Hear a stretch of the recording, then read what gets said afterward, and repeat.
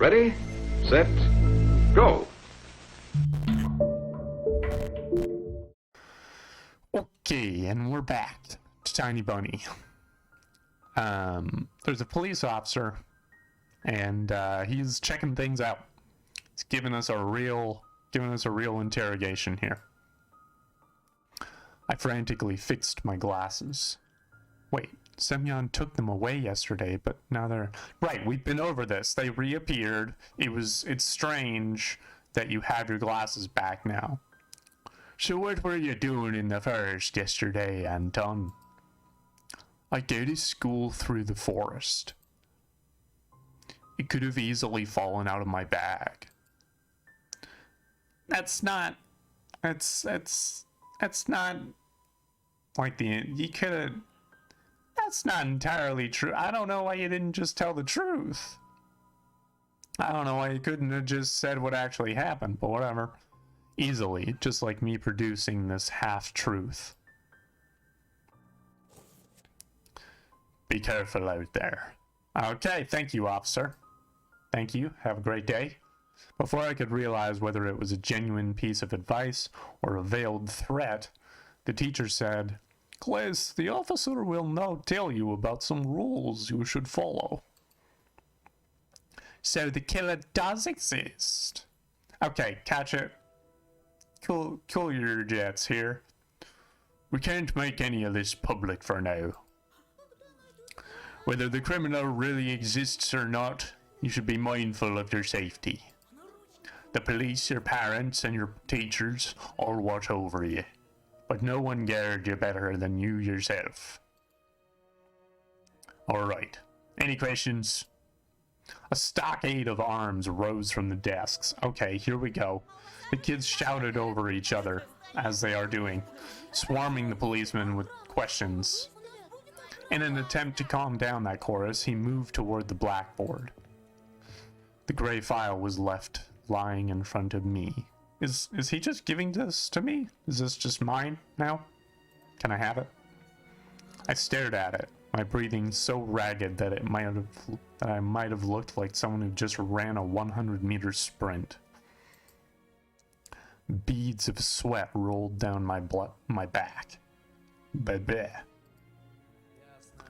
I looked around the classroom. My classmates were catching officer's every word. Only Romka was saying something to Pyasha. Lilia Pavlovna was staring into the window, fighting back yawns. Fair enough. Okay. I'm not gonna skip this. I'm gonna open the file. Whoa. Why? As soon as I touched the folder, Tikhonov lashed at me with his eyes. What the heck, dude? My hand instinctively moved away as if that stare actually hurt. The officer just kept staring at me without saying a word, making me squirm under the weight of this uncomfortable silence and the sneering looks of my classmates. I'm just a curious guy, okay? I wanted to look at the thing. You left it right in front of me. And then he suddenly continued his speech as if nothing ever happened. Great. So I'm just gonna not give it a look? Nice. Okay, I had to wait until he was turned around. That's cool. That's fun. Okay. I like that. Nobody paid me any mind, so I slowly opened the file. My fingers started sifting through the documents. Ksenia Talaleva, 6 years old, left her home sometime in December. Identifying features, okay. My heart almost jumped out from the ribcage. A round-faced girl, no older than Olya, smiled at me from the photo. That's a small child. The first victim of a serial killer? The first child to disappear in the forest without a trace? I turned another page. Do we have time to turn another page? Is officer not gonna give us the quick glance? Okay. Vladimir Machukin, 10 years old. That's a good cat. That's a good, solid looking cat right there. That's a great cat right there. Vova was the second, his mitten hanging from the branch, his name called out by desperate adults and repeated by the sneering echo. Lilia Pavlovna coughed, trying to calm down the rowdy students. Okay, time to be cool. Time to be cool. I yanked my hand away, and the file closed. Okay. Okay. Alright. Whoop. Excuse me. Apologies. I clanged my teeth from surprise, pushed myself into the back of my chair, blinking in bewilderment. Sorry, dude. The officer silently gathered the documents and gave me a stern look. Well, aren't you a curious boy, Petrov? Yeah, you could say that. Let me say this again. If you see anyone suspicious in the village, be it near the school or on the forest trail, contact the police immediately. You know our number, right? 02, I guess, is the number for the police in Russia, apparently. Interesting. Thanks for listening, boys and girls. Thank you, Lilia Pavlovna. And, we'll find your classmate. Yeah, right, a thought flashed through my mind. Dig through enough ditches and maybe you'll be able to piece them together. Okay, no need to be so cynical about this. Like Legos, that's just disturbing. My thoughts turned evil for some reason. I couldn't control them. Now you're acknowledging that you can't control your thoughts. We've had some pretty off the rails thoughts up until this point. Okay. I tried to switch to the lieutenant's speech about suspicious individuals. What if I saw the killer before? What if I was a hair's breadth away from them? Suspicious people. Well, we have met a girl that wears a fox mask, so that's a little odd. How suspicious was the fox girl that wandered in the darkness? A weirdo that always appears out of nowhere and then dissolves into thin air with riddles and rhymes? Could she really harm the hulking Semyon? Oh, no problem. No doubt about it. No doubt about it. She could clean up Semyon, I'm sure. Should I tell the officer about her? Maybe. What if lives of other kids depend on this? Of the cute Ksenia and Vova, too. Wait, what if I get mocked for speaking out? What if they'll start whispering behind my back? Or what's even worse, think that I'm insane? They already think the same. They think the same. They think both of those things already. Romka gave me a stern look over the shoulder. I doubt someone like him would approve of cooperating with the police. You never know. You never know. Katya's braid dangled nervously behind the delinquent sitting in front of me. My hand was glued to the desk. До свидания, лейтенант. Tikhonov was saying goodbye to Lilia Pavlovna. He was about to leave. It'll be too late soon. I'm gonna tell him. I'm gonna do it. I unglued my hand from the tabletop. I need to warn him, at the very least, for Olya's sake, to assure her safety in the house near the squeaky pines. I raised my hand, heavy as a dumbbell. Excuse me? Yeah. I mean, this is what normally happens when someone speaks up in class. This is perfectly normal. Almost 24 heads turned my way, yeah. Except for those kids on the outer rims that don't seem to have any different illustrations from when they're looking at me. But all the kids that we know the names of, they're looking at us.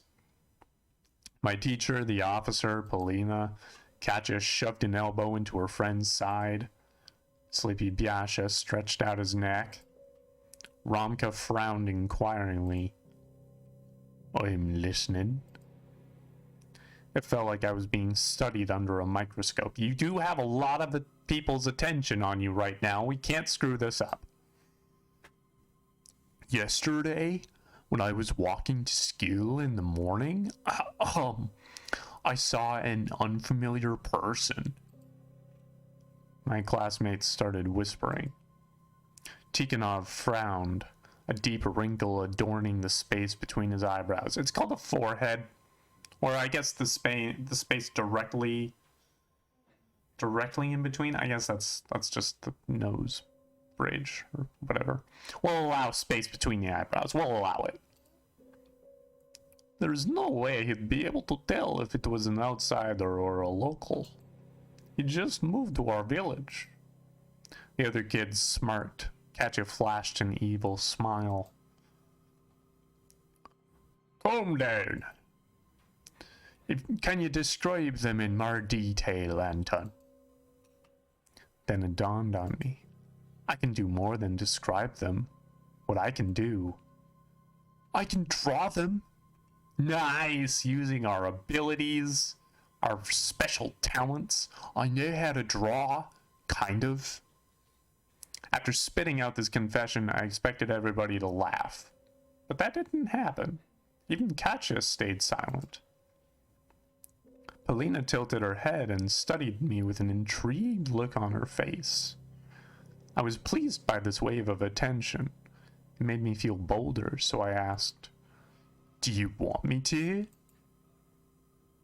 Tikhonov slowly nodded. "Lilia Pavlovna, we'll conduct a bit of an experiment here, all right?" Of course, of course. I took out a pen, flattened out a sheet of paper. We're about to get down to business. Okay, here we go. Okay, this is what we do best. My classmates stared at me in anticipation. Polina smiled, and it was the best reward I could get for my boldness. Well, go on, Van Gogh. Draw. Okay, here we go. The hair wasn't quite like that. Hang on. We're gonna go with the long hair. Not with the facial hair, not quite. Well, I guess, do we have to go with the fox mask? Is that what we have to do? Is that actually what we have to do? Okay. Yeah. I mean, this is what she was wearing. We didn't really... Yeah, this is what we were seeing. So, here. Oh, nice. I got a Van Gogh achievement. Wow. I handed my drawing to the officer. I have no idea how this is gonna go. What's this? A fox? Very funny. That is how they looked. Should we send a pack of hunting dogs on its trail? I felt like the windows started shaking from everybody's laughter. Even Lilia Pavlovna couldn't help it. Is this a good thing? Is this a good... Are they laughing at me? Or are they laughing because of me? That's not it. Hey, Petrov, maybe you also met with Chibarashka. What is Chibarashka? Let's find out here. What is Chibarashka? Chibarashka. A cult character created by Edward Ospensky as one of the main characters in the book Gina the Crocodile and His Friends. He was later featured in a series of cartoons, some of which were produced in Japan. Lovely. Okay. So she's like, maybe you also met this cartoon character. Great. Okay. Lovely. Very clever review, Katya. Hilarious. Simply hilarious. Ah! I was burning at the stake of shame. No, you did a great job. That was a good picture. It's unfortunate that the thing we saw did in fact have a fox mask and that they won't believe us, but you know, you did your best. Case closed, I guess. Tikhonov crumpled my drawing in his fist. Shoot. Unfortunate. Well, I'll be going. He left. The bell rang. nut job. Is that, you don't think I'm just a comedy genius? I didn't move, just kept staring into space. Lilia Pavlovna passed by without looking my way. Polina left after her. Okay, my classmates went silent at the same time, as if someone muted the sound on a TV. They followed me with their eyes the whole time I was passing between the rows. Judgmental looks. I felt like I was in the scopes of many sniper rifles. I squeezed through the barricade made of desks, looking for Polina. Oh, but I stumbled into my new buddies instead. Boys. Chodes. Bros. Lads. Lads, bros. Chodes. Bros. Chodes. Dudes. Huh. Romka swaggered up to me. Decided to rat us out to the corpse. I didn't say anything. But sure as fuck thought about it, eh? Romka towered over me, breathing out a faint smell of tobacco. You're very wrong if you think that without Sioma you'll have a better time here. You didn't stop your weird act trying to impress Polina with your doodles by acting like a loony. We'll make this place hell for you. Got it? Yeah, got it. I got it. See your 4 eyes. Alright, my head tilted forward from his slap. Well, at least it was a slap and not a punch, you know? Here's the things. You gotta look on the bright side of life, as they say. What a loser, eh? Oh, kicked me. Great. Classic. I wasn't surprised to find a note stuck to my back during the break. It said, kick me. Some groundbreaking humor right there. My nightmare clearly wasn't about to end. No, 'twould seem not the case. It has been 7 days since the lieutenant visited our class. At first glance, everything was still the same. Okay, at first glance, you say? What about second glance? The forest still held out its gnarly claws toward the village, and the wind whipped up white flags weaved from powdery snow every night. When my parents argued in the other room, I would turn up the TV's volume to silence their muffled voices and sit close to Olya. Vova's and Semyon's photos were still 2 black spots on the notice board, and round-faced Senya hadn't returned home too. But something did change. I could see how different the looks of my classmates were. They met me with a new portion of pokes and insults. Contempt, mockery, and loneliness became my faithful companions. Okay, alright. Like, I understand that this kid's going through a tough time, but, like, people are dying. It's not necessarily about you, you know? It's a bad time. You found yourself in some unfortunate circumstances, but, like, you could have it a lot worse. I guess you don't have a... I don't know. It seems a bit much, but he's a friggin' child, so everything is going to be a little elevated.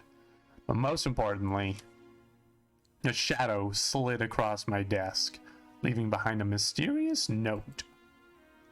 I glanced into the space between rows, but the messenger was already nowhere to be found. Who sent me to this note?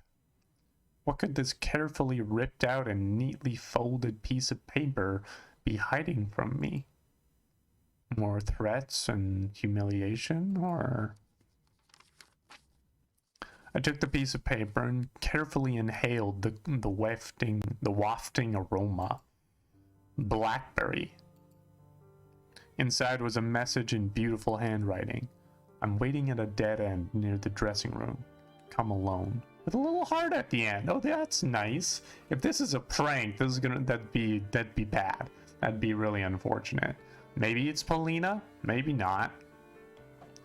Drunk on that sudden call, I immediately started walking, looking over my shoulder from time to time, making sure nobody is following me. Even though I suspected it could be another trap set up by Romka and Biasha at first, this buzzing thought soon left my mind. The two of them didn't have enough combined brain power to fake Polina's note so carefully. Also, they probably wouldn't have cared enough to put in that effort. I didn't even notice how I almost broke into a run and jumped around the corner. As soon as I did that, I rammed into somebody inside the dark nook. Oh, hey, Polina. Oh! Like a magic bird, a green notebook glided to my feet. Sorry about that, Polina. Oh, it says friends only. Neat. Polina puffed her cheeks in exaggerated anger. Petrov, have you lost your sight completely? I fixed my glasses.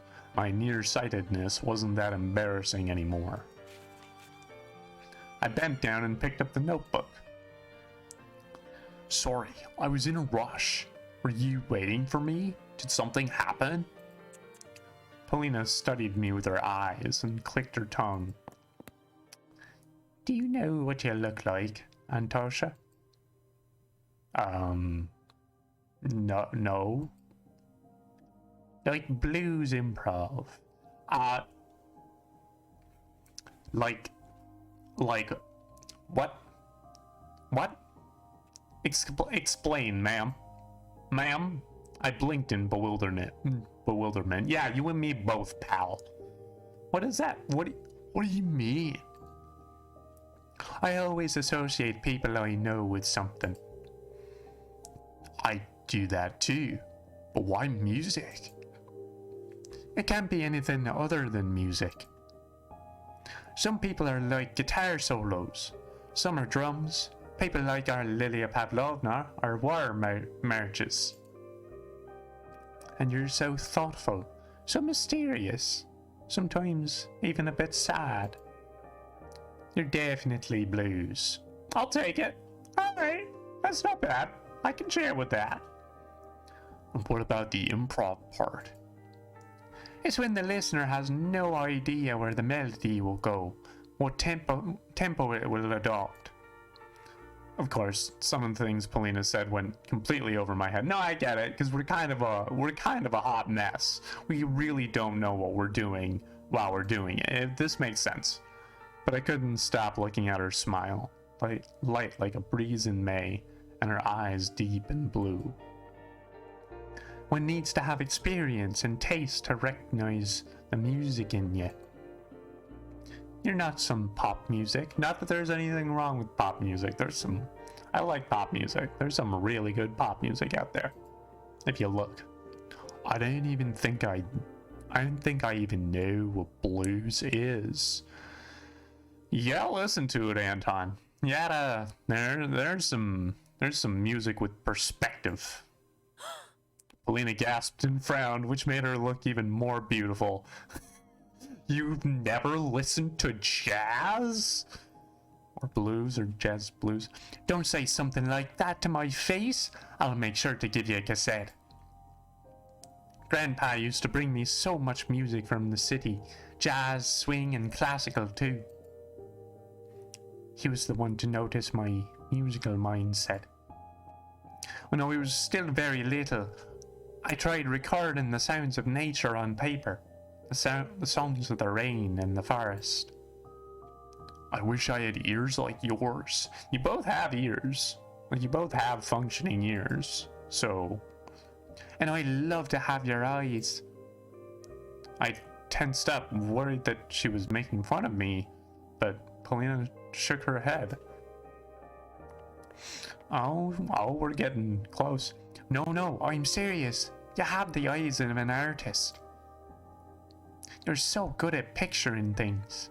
I can't do that. Oh, Katja, you get out of here. You get out of here, Katja. Katja walked past us with her trademark frosty glare. Katja, you don't need to be here. Go, Katja. Go. We dove into the shadows, trying to escape it. Go! You understand why we're hiding here, right? Because of people like her. And what kind of melody is Katya?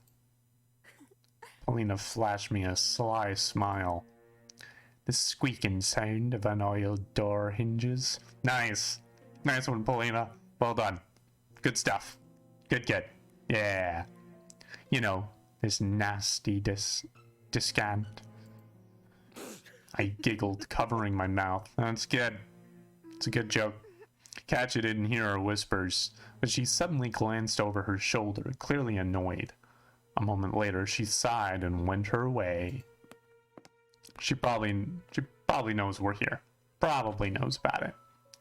I remembered about the notebook I was still clutching in my hand. I turned it in my hands. Instead of a subject name, the front side had the name of the owner and 2 words. Friends only.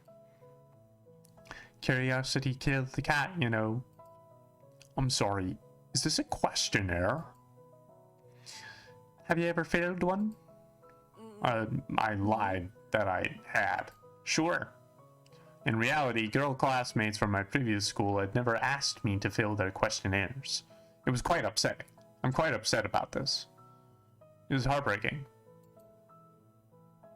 I mean, it was a girl hobby, obviously. Everybody knows this. You just answer a set of standard questions about your favorite actors and colors, but entrusting someone with such a notebook was the sign of friendship. Honestly, I'm a big fan of just doing personality quizzes. I think they're quite fun. And maybe it's something even more, something I only had a vague idea about. You can fill in mine if you want. Sure, yeah, my heartbeat quickened. Didn't quit, that would be bad. I do, thank you. Polina giggled. Actually, there are so many secrets there. Get better off not knowing what we girls think. She reached for the notebook, playing with me. I tossed my finding into my free hand. Polina tried to intercept my move. Nice, we're playing now. Her hair briefly touched my face, tickling my nose with its silky locks. This is a cute moment. This is cute. It's gonna get ruined by being reminded that she hates dogs. I sensed an aroma that immediately filled the whole world. Fragrant, alluring, lively. If only I could picture it, steal it for myself. I felt dizzy, but I gathered myself and spoke in a voice reminiscent of Lieutenant Tikhonov. Your questionnaire is an important piece of evidence, so I'm afraid I have to confiscate it for further examination. Polina covered her mouth that rounded in fake horror. And what are the implications of concealing evidence? We'll decide that in the course of our investigation. I surrender, Mr. Policeman. Okay, this is bordering on flirting. This is not it's not necessarily explicit flirting, but we're getting there. Just promise you won't read anything. It's full of sensitive information.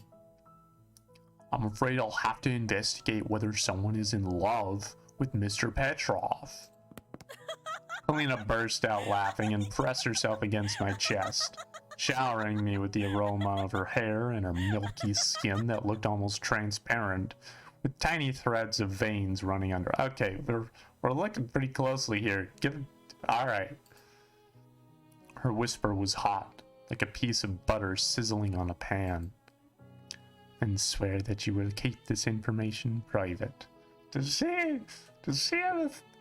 What are you trying to say there, Polina? Ah, I swear on my police badge. Nee. And now we need to hurry, Antosha. Okay. This is cute. Alright. I took out the notebook during class, but we are going to save the rest of this for the next YouTube video. Like I said before, if you're watching live, then we're just going to keep going in a minute here. If you are watching and you haven't followed and you want to do that, that'd be really cool. If you want to, if you have followed and you haven't subscribed and you want to do that, that'd be really great. I'd really appreciate that. If you're watching on YouTube, you can like, comment, subscribe, ring the bell. You probably know about all that. You can head over to Twitch and do stuff there if you want. And yeah, I'll see you later.